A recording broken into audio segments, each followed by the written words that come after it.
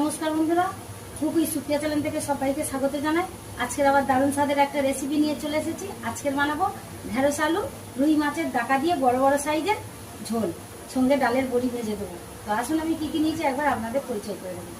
এখানে কেটে নিয়েছি ঢেঁড়স আলু, এখানে রুই মাছের ডাকা নিয়েছি একদম লাল টকটক করছে, 4 পিস নিয়েছি।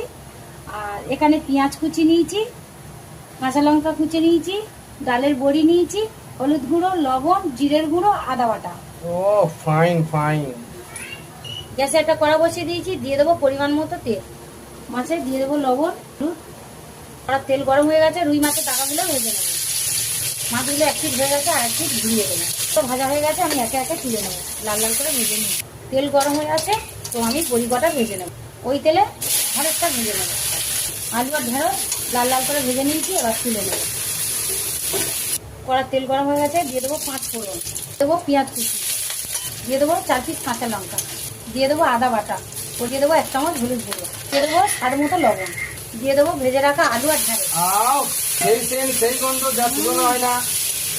রুই মাছের ডাকা দিয়ে ঢেঁড়স আলু তরকারি মানে ঝোল, যা ভাবা যায় না বন্ধুরা। সঙ্গে ডালের বড়ি, ও আরো জমে যাবে।